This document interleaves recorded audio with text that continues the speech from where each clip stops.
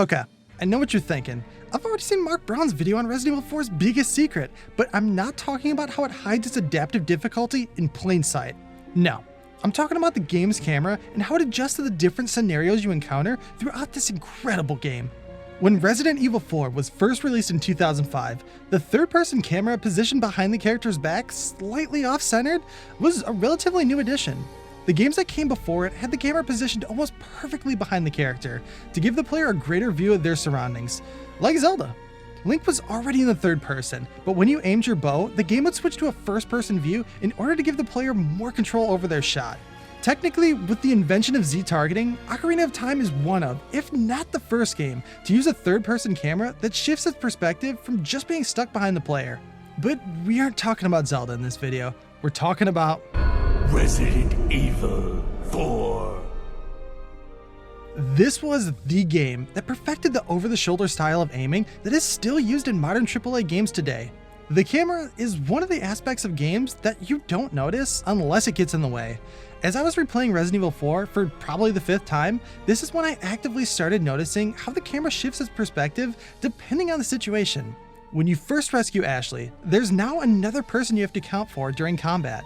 Before she joins you, we had the camera huddled tightly on Leon's shoulder because you're the only one that needs to be in frame. And to accommodate for that extra person, the camera zooms way out so you can see all of Leon and almost all of Ashley. Since she is now an extra layer to the combat encounters that you have to manage, both people need to be on screen as much as possible. With the camera being zoomed out more than usual, the game starts to amp up the action set pieces and truly delivers on the pulse-pounding action gameplay it promised. Like in the castle section. Right after you rescue Ashley, you face dozens of enemies and flaming boulders are being hurled at you. This section would be incredibly frustrating if it was in the close-up over-the-shoulder style, which would make seeing the boulders extremely difficult. Don't get me wrong, this doesn't make the game any easier, it merely accommodates for the heavy action portions the game is now throwing at you.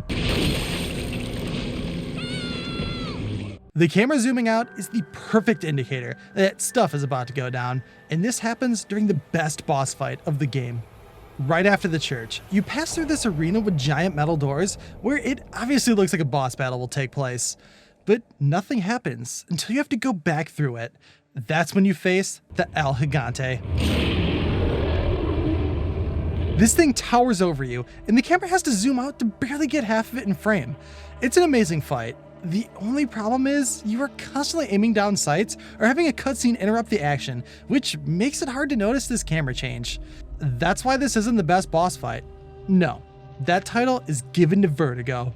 You are supposed to fall to your death here, but like every action hero, you escape your certain demise in the slickest way possible. Salazar is pissed, and he tells you that something is coming to kill you, and you just happen to find healing items and magnum ammo on the ground.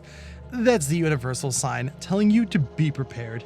As soon as you climb up the ladder, the camera perspective moves back, giving you a wider view of this narrow tunnel for some reason. You venture further down it, and a first-person cutscene triggers, showing you that something is watching you from behind. After a brief stroll, another cutscene happens of the creature sprinting at speeds that you haven't encountered before, straight at the door you just entered. You hear the door slam open, and now you know you aren't alone. Mixing the first-person camera from the creature with the third-person camera we are used to does an excellent job of creating a sense of urgency. This thing starts to hunt you, and you have to constantly react to QuickTime events, or you're not going to survive to see this thing. You activate an elevator, which results in the only way out shutting down. You are now trapped inside the room with this creature, and it finally shows itself, but the cutscene isn't the most terrifying part. As soon as you turn around and see just how much this thing towers over you, to me, that's one of the most iconic moments in this game. The large camera perspective works so much better with Vertigo than with El Gigante because it gives a better understanding of just how much this thing towers over you. If you could see all of El Gigante when he was right next to Leon, it would be nearly impossible to control him since he would be so tiny in the frame. The tension created by this zoomed out camera angle with the Vertigo fight makes it the best boss of Resident Evil 4 in my opinion. But they perfect this survival horror tension by bringing the camera even closer.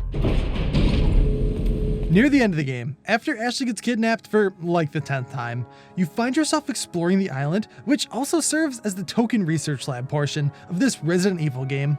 Through a seemingly abandoned hallway, you enter into an operating room with a creature lying motionless on a table. A brief cutscene plays, which gives a better look at this thing, and you know that whatever this thing is, it's probably not dead. Pair this with the humming of freezers that replaced the droning music you heard in the hallway, and now this action game has flipped to a survival horror one in a matter of seconds. But that's not all the game does to add tension into the air, because this is where the camera shifts its perspective one last time. It is now huddled even closer to Leon, practically becoming a part of him, which makes this small research room feel even more claustrophobic than it was outside. With only the humming covering the sound of dead air, you now have to solve a puzzle that puts your back to the creature. The game showed you a cutscene marking the importance of that creature. It's coming for you. You just don't know when. After solving the puzzle, seeing whatever the hell this is, and grabbing a keycard, that's when you hear it. You are now face to face with the creature that isn't fazed by 5 headshots, and for the first time, you aren't able to kill the thing that is hunting you. Your only choice is to run out of this room, and what you are greeted with is even worse than what you just encountered. Silence. Everything around you is quiet, except for the struggling sounds of another one of those things, but this time, you don't know where it is. There's only one way forward, and it's past this generator that you can't kill, and you once again have to go into a claustrophobic space in order to make it past this section. But this time, you know what you have to do to survive. This is my favorite section of Resident Evil 4 because it's the one that stuck with me the most, and I thought it was only because of the iconic creature, the regenerators. I never noticed the absence of music or the shifting camera when I was younger, and going back and discovering aspects of one of my favorite games, it's just such an amazing feeling. It really makes you appreciate all the little details that make this game special. I'm beyond excited for the remake, solely to find out how terrifying they make the regenerators this next time around.